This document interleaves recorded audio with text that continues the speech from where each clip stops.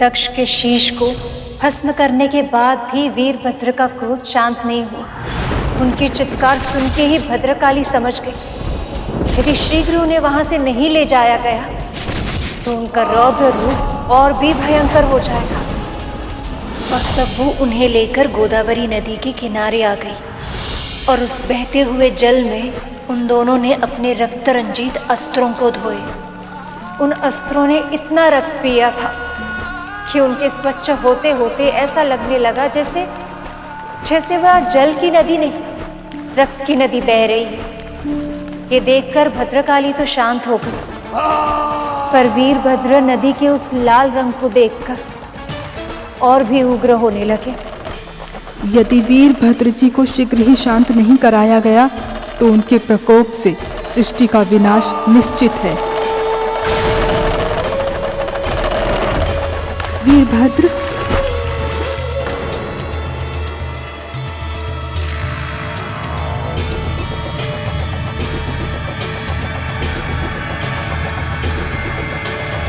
देवी भद्रकाली इतनी शीघ्र इतनी शांत कैसे हो गई? उन्हें शांत देखकर मुझे भी विचित्र शांति का आभास हो रहा है। संसार का सत्य यही है, स्त्री की शक्ति से ही संभव कि जब पुरुष उसका शांत रूप देखता है तो वह अपना सारा क्रोध, अपना सारा मानसिक संताप भूल जाता है। जब पुरुष कार्य समाप्त करके घर लौटता है और स्त्री उसका मुस्कुराकर स्वागत करती है तो उसका चित्त शांत हो जाता है। यदि स्त्री प्रसन्न है तो जीवन की फुलवारी में सुख की सुगंध अपने आप फैलने लगती है।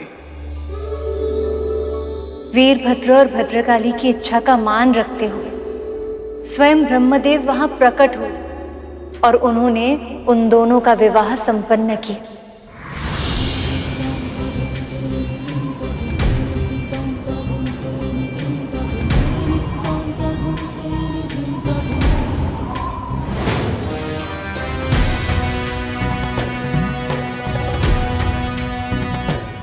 क्या आप मुझसे विवाह करेंगी देवी?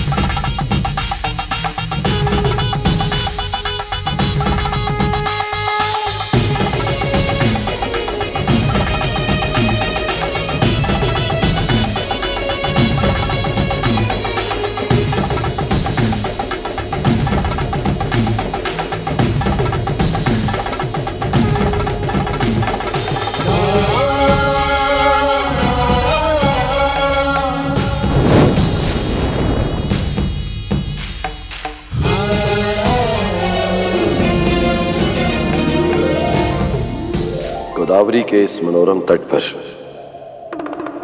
इस त्राश्रामम नामक स्थान पर जहां मेरे और भद्रकाली के प्रेम ने जन्म लिया है, वहां मेरे मंदिर का निर्माण होगा। जहां कोई भी अविवाहित व्यक्ति आकर मेरे दर्शन करेगा तो उसके मन की हर इच्छा पूर्ण होगी और उसका विवाह भी शीघ्र ही होगा।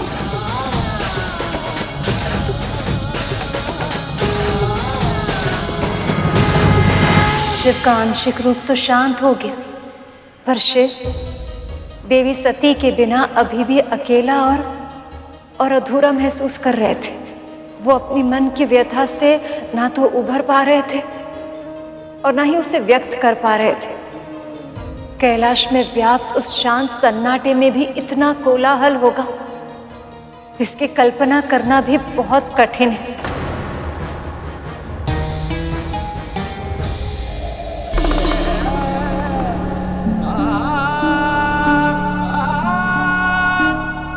आप मेरे जीवन के अभिन्न अंग है महादेव। अब मैं भी आपके जीवन का अभिन्न अंग बनना चाहती हूँ। मेरे होते हुए आप कभी अकेली नहीं हैं सती। मैं आपके साथ जाने के लिए हट नहीं करूंगी। आप मुझे भी मत रोकिए। मैं सदा के लिए थोड़ी ना जा रही हूँ मेरे भोले बाबा।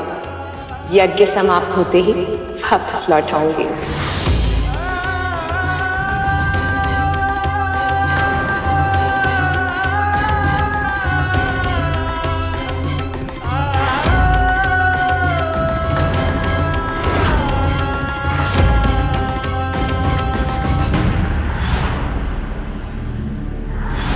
मुझे क्षमा कर दीजिए सखा, मैं उनकी रक्षा नहीं कर पाया।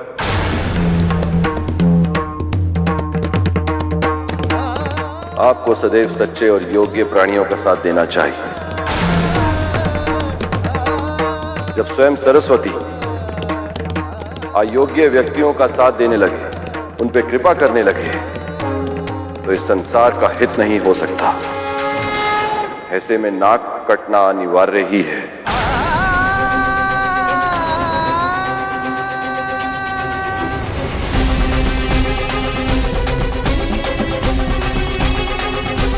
मुझे क्षमा कर दीजिए प्रभु, मुझे क्षमा कर दीजिए।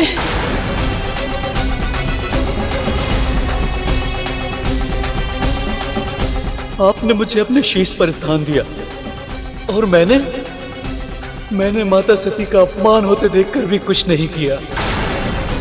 मेरा मौन ही मेरा अपराध है प्रभु, मुझे क्षमा कीजिए।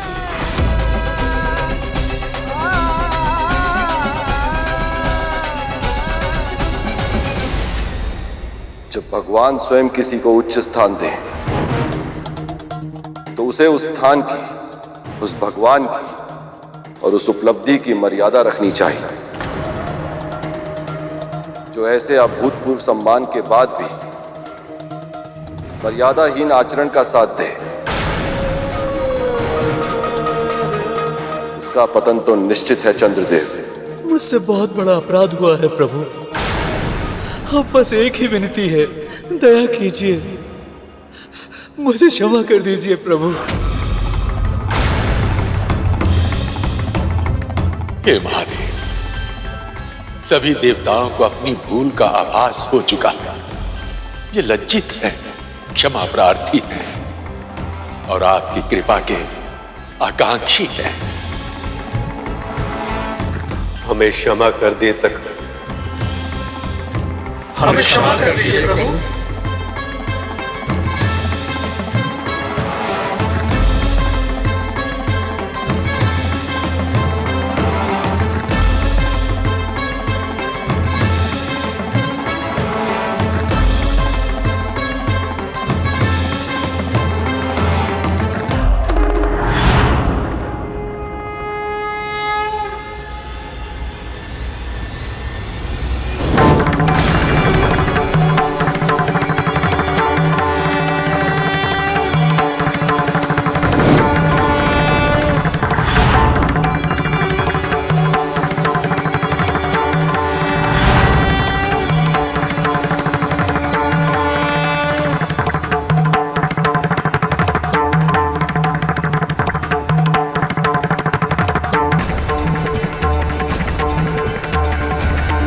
आप कृपा निधान है महादेव, करुणा के सागर हैं आप।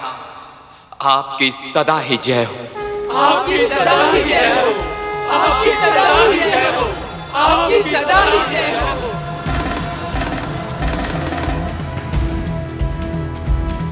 एक विनती और है सखा, दक्ष की मृत्यु के कारण महायज्ञ बीच में ही रुक गया था। संसार पर एक और दया कर और दक्ष को एक बार फिर से जीवित कर दो, ताकि यज्ञ पूर्ण हो सके।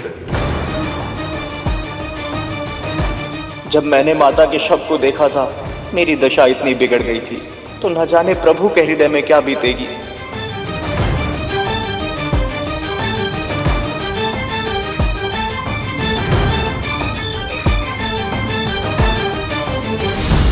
परंतु प्रभु आप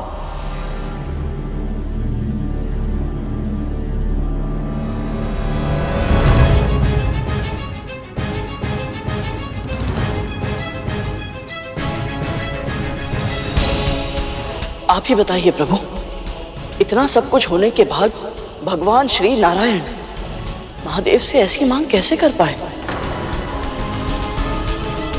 ये तो ऐसे ही हुआ ना, जैसे कोई किसी के हृदय में खंजर खोप दे और फिर उसे अंदर तक और अधिक मरोड़ दे। हमारे भोले बाबा भोले करुणामयी, परंतु इसका अर्थ ये तो नहीं कि वो उनमें कोई भावना नहीं है। अभी तो महादेव ने देवी सती के अंतिम दर्शन भी नहीं किए थे।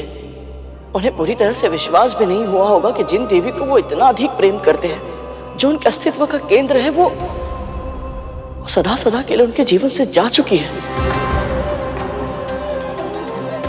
और ऐसे में उनके हत्यारों को फिर से जीवित करने की मांग रखना, ये कहां का न्याय है प्रभु?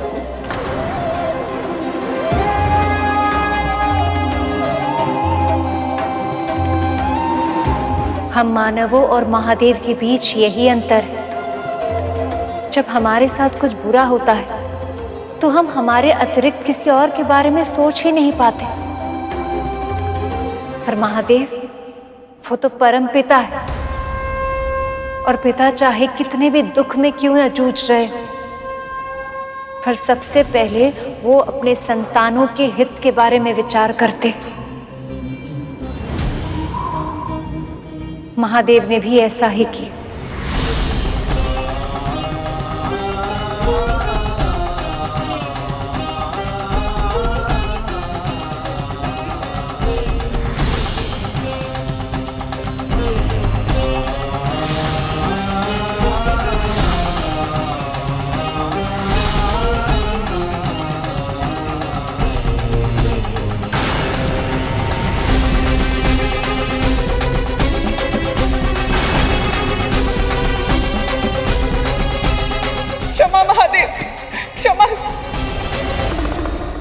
वो मूढ़मती माँ हूं जो ना तो अपनी पुत्री को पहचान पाई और ना ही अपने दामाद का सम्मान कर पाई।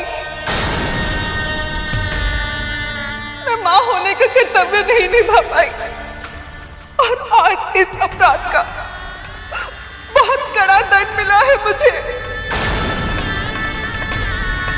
और सत्य तो ये है कि इस दंड के योग्य हूं मैं, किंतु हे महादेव, एक पत्नी होने के रूप में मैंने अपने पति की अर्धांगिनी होने का पूरा प्रयास किया है।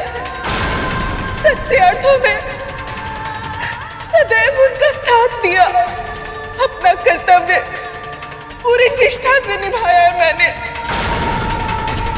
और इसीलिए एक सुहागिन होने के नाते मैंने आज तक जो भी पूजा अर्चना, जप व्रत तप किए, उनका फल दीजिए मुझे महादेव। मेरे पति को पुनः जीवित कर दीजिए, पुनः जीवित कर दीजिए।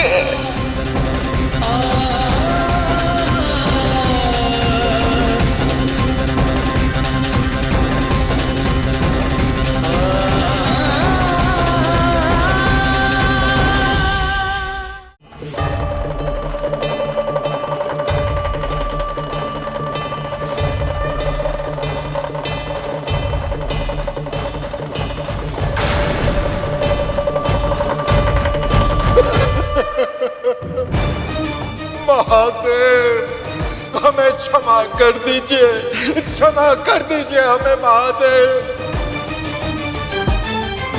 हमसे बहुत बड़ी भूल हो गई महादेव, बहुत बड़ी भूल। मित्र का धर्म होता है अपने मित्रों को सही दिशा की ओर अग्रसर करना, उन्हें सदैव उचित कार्य करने के लिए प्रेरित करना। आप मित्र भी थे और साथ साथ पुरोहित भी, पर आप न केवल अपने यजमान मित्र को सही सुझाव देने में असफल रहे, बल्कि आपने उन्हें अनुचित कार्य करने के लिए प्रोत्साहित भी किया।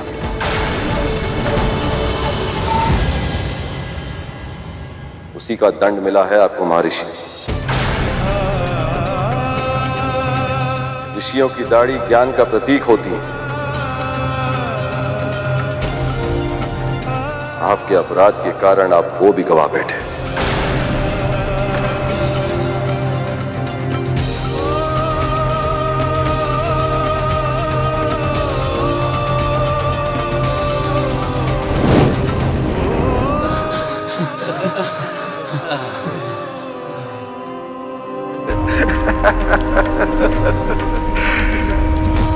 महादेव की जय हो। आपकी सदा ही जय हो। महादेव की जय हो। आपकी सदा ही जय हो। महादेव की जय हो।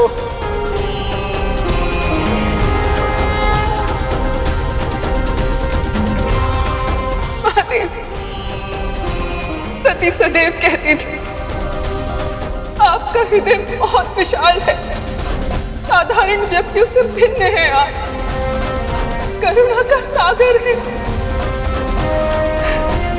मेरी प्रार्थना है आपसे, जो हुआ उसे भूलकर इन्हें प्राण दान दे,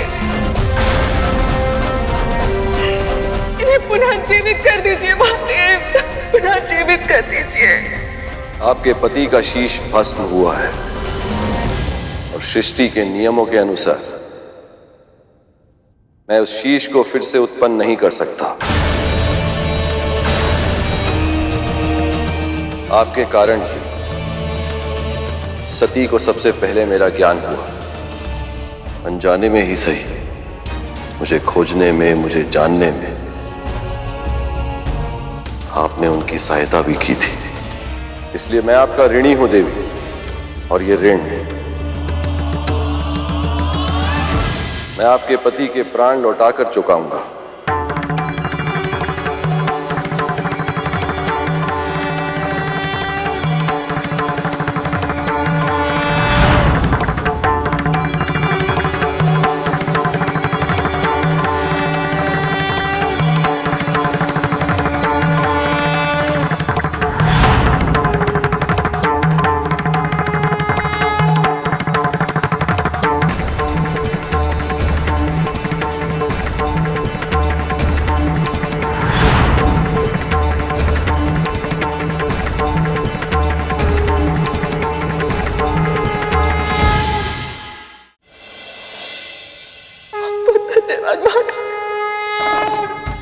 महादेव, प्रणाम स्वीकार करें। मुझ मूर्ख को, मुझ नराधम को क्षमा कर दीजिए प्रभु। आप प्रजापति दक्ष हैं। इस संसार के प्रति आपका योगदान अकल्पनीय है, क्योंकि आपने ही जीवन का आचार संहिता का निर्माण किया है। ध्यान, पूजा, जप, व्रत, इन सभी नियमों का निर्माण करके आपने समाज को नियम और अनुशासन भी सिखाया है। तो सदैव स्मरण रहे प्रजापति, जब अधिक शक्ति होती है तो दायित्व और भी बढ़ जाता है। आपने सदैव पशु जाति को तुच्छ दृष्टि से देखा। आज उन्हीं में से एक ने आपको नवजीवन का दान दिया है। इसी कारण आपको क्षमा उसी से मांगनी चाहिए जिसका आपने सदैव अपमान किया है।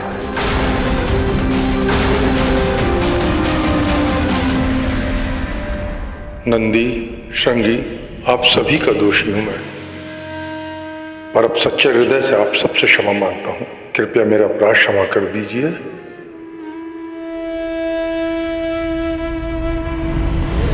महादेव अभी शांत अवश्य हुए, किंतु जब वह देवी सती का शव देखेंगे तब उनकी क्या प्रतिक्रिया होगी, ये कोई नहीं बता सकता।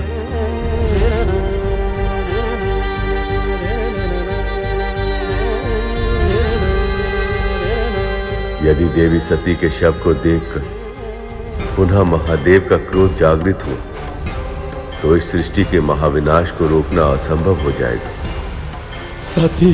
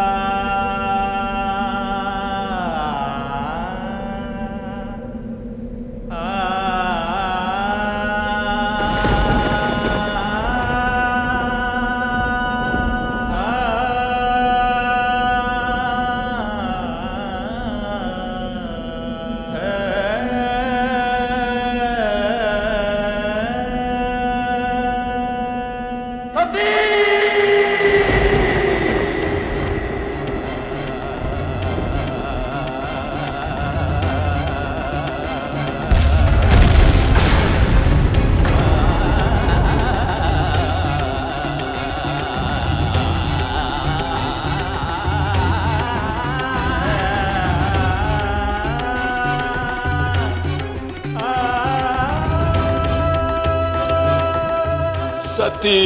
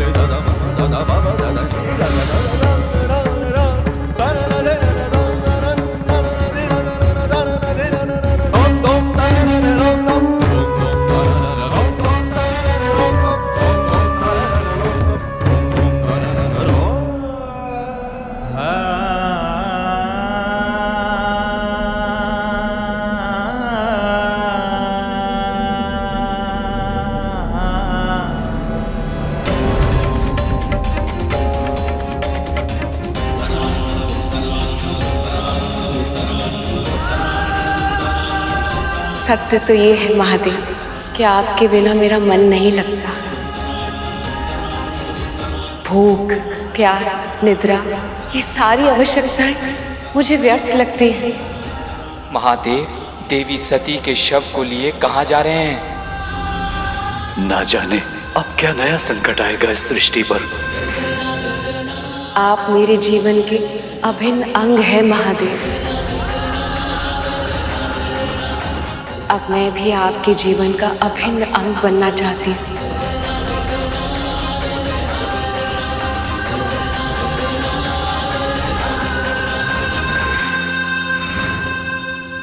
पर बहन, एक बात समझ नहीं आई, जब भोले बाबा ने सबको ठीक कर दिया तो फिर सती को काहे ठीक ना किया?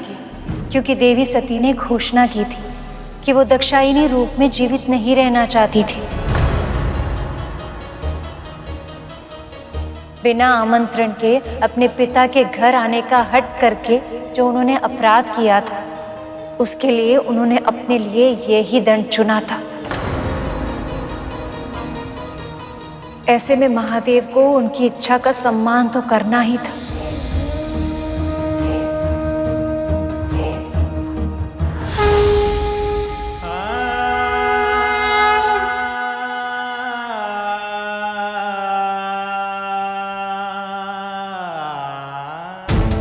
महादेव कहाँ जा रहे हैं देवराज? इस प्रश्न का उत्तर न तो मेरे पास है, न ब्रह्मदेव के पास, न प्रभु विष्णु के पास, और ना ही स्वयं इनके पास। मुझे भय हो रहा है कि इस समय काल भी इस आशंका से घबराया हुआ है कि कहाँ जा रहे हैं वो और अब क्या करेंगे महादेव।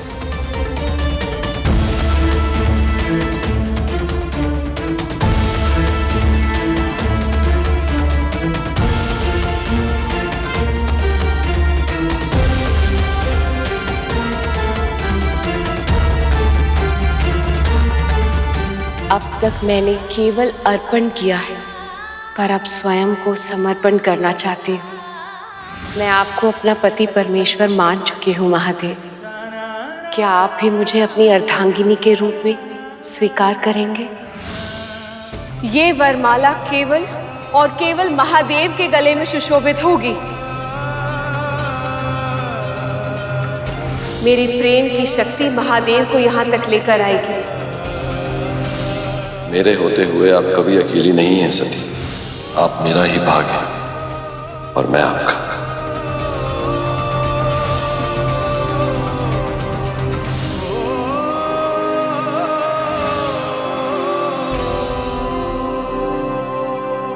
मुझे क्षमा कर दीजिए प्रिय।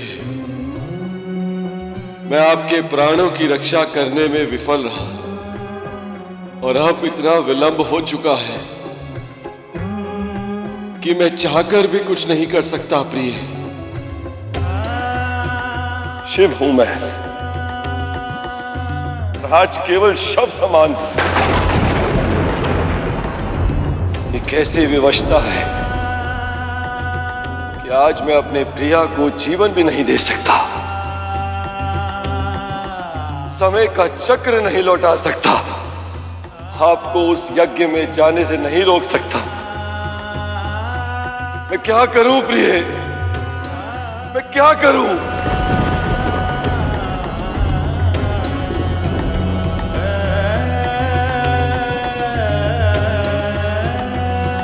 महादेव, मेरे स्वामी,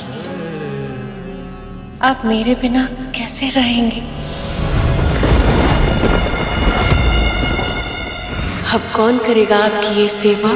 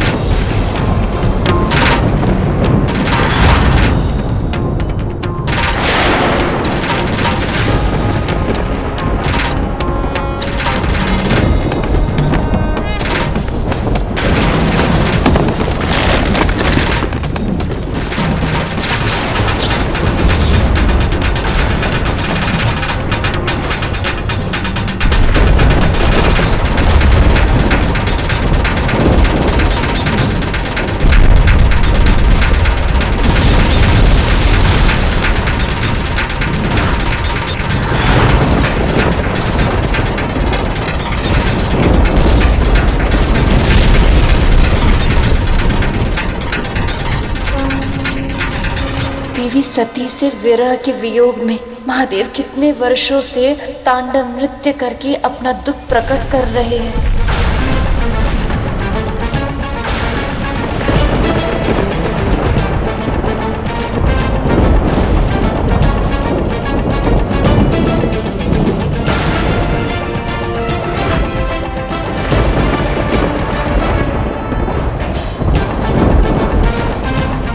यदि महादेव ने अपना तांडव शीघ्र ही नहीं रोका तो घोर अनर्थ हो जाएगा।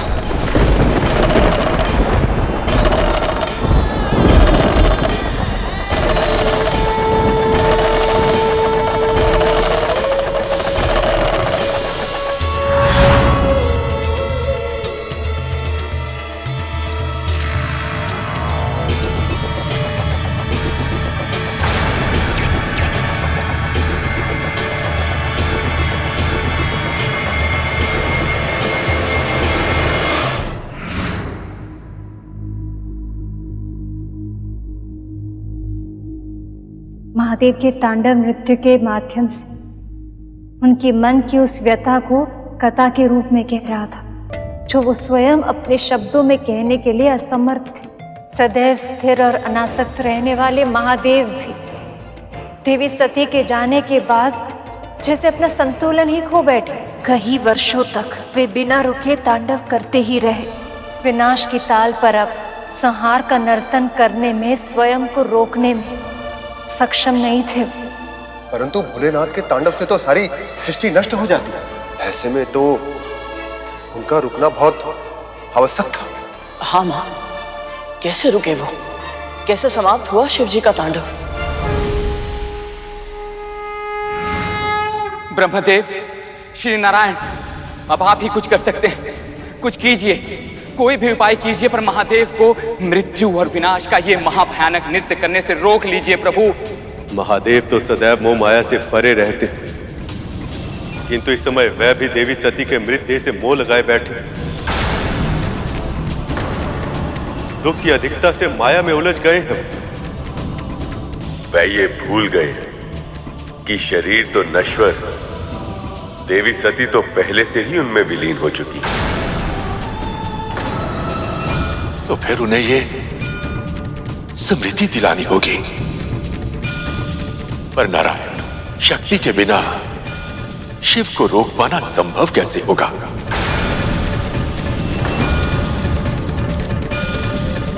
हे नारायण, अब तो आप ही से आशा है।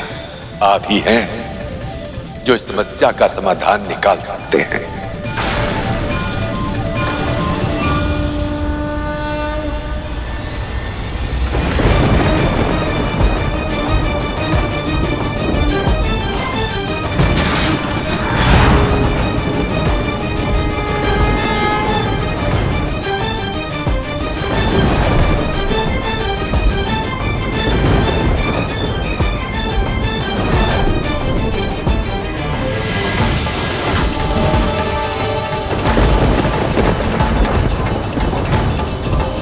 अपने आप को इतना कष्ट मत दीजिए सखा।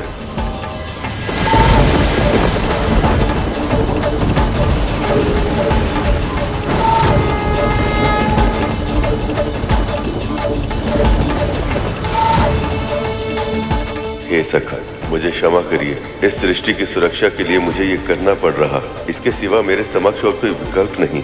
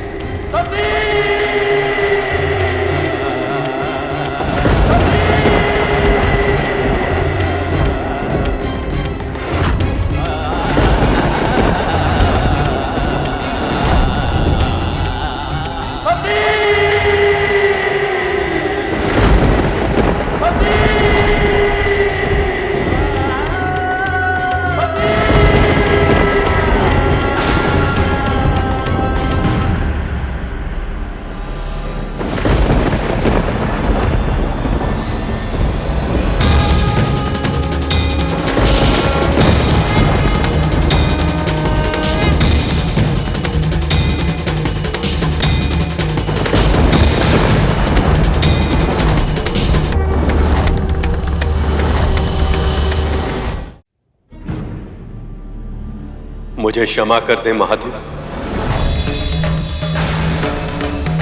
आपके तांडव के कारण संसार का विनाश हो रहा था, इसलिए प्राणी मात्र की रक्षा के लिए मुझे इतने कठोर निर्णय का आश्रय लेना पड़ा। देवी सती के देह के विभाजित खंड जहां जहां गिरे, वो सभी स्थान आज से शक्तिपीठ के नाम से जाने जाएंगे।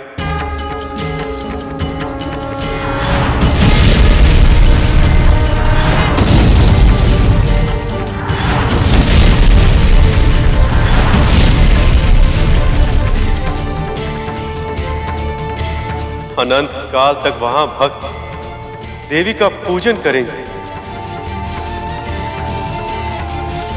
उनका स्मरण, उनका ध्यान, उनकी सेवा करेंगे। इन सभी 51 शक्ति पीठों में जब भी कोई भक्त पूरी श्रद्धा से देवी की आराधना करेगा तो उसका कल्याण अवश्य होगा। आदि शक्ति देवी सती स्वयं उसे आशीर्वाद देंगी।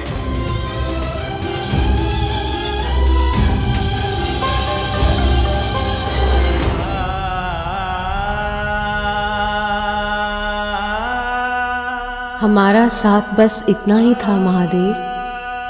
आपकी छवि को अपने हृदय में बसाकर आपसे विदा ले रही हूँ। हो सके तो मुझे क्षमा कर दीजिएगा। देवी सती के देह के अनेक भागों में बट जाने के बाद उनका तांडव तो रुक गया था, पर शिव फिर से सामान्य नहीं हो पाए। संसार से विरक्त होकर वो गहन समाधि में लीन हो गए।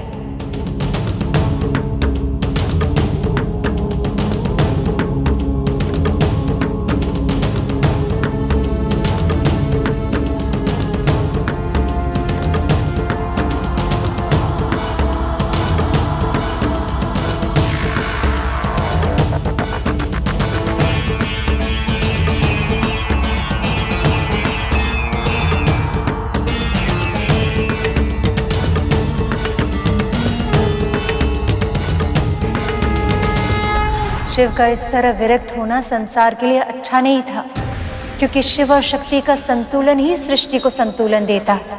जब वो दोनों एक दूसरे से दूर हो गए तो सृष्टि शक्ति विहीन हो जाती है, पाप बढ़ने लगता है, बुराई प्रकट होने लगती है और विनाश निश्चित हो जाता है। इस बार भी शिव और शक्ति के अलग होने का परिणाम शीघ्र ही दिखने लगा। असुरों को फिर से उभरने का अवसर मिलने लगा। ऐसा ही एक महाशक्ति असुर था, तारकासुर। अन्य असुरों की तरह उसने भी वरदान की शक्ति पाने के लिए ब्रह्मदेव की भीषण तपस्या की।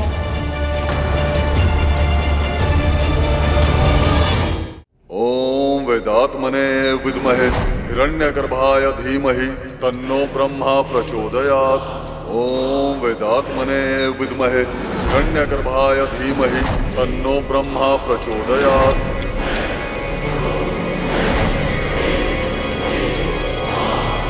ओम वेदात्मने विद्महे हिरण्यगर्भाय धीमहि तन्नो ब्रह्मा प्रचोदयात्। तुम्हारी तपस्या पूर्ण हुई तारकासुर।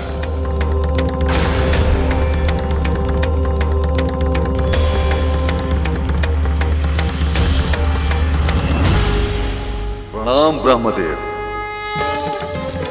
कल्याण हो। बोलो, क्या वरदान चाहिए? बस एक ही वरदान की इच्छा है ब्रह्मदेव, कि मैं अनंत काल तक इस देह का उपभोग कर पाऊं, अजर अमर हो जाऊं। असंभव है ये जो तुम मांग रहे हो। इस पूरी सृष्टि में इस वरदान को प्राप्त कर पाना किसी के लिए भी संभव नहीं है। अमरता का वरदान छोड़कर कोई और वर मांग लो। फिर आप मुझे ये वरदान दीजिए ब्रह्मदेव, कि मेरी मृत्यु केवल उसी के द्वारा संभव हो पाए जिसका जन्म स्वयं महादेव शिव शंकर से हुआ हो।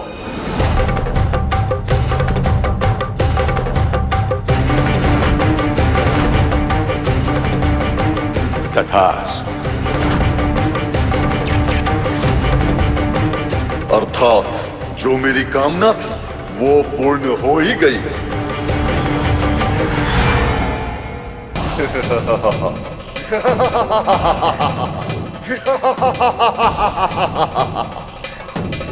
ना चाहते हुए भी आपने मुझे अमर बना ही दिया ब्रह्मदेव।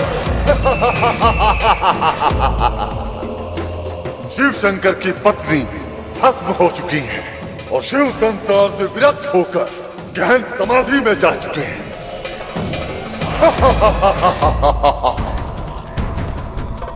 ऐसे में उनके पुत्र का जन्म होगा भी तो कैसे? और जो जन्म ही नहीं लेगा वो मुझे मारेगा कैसे?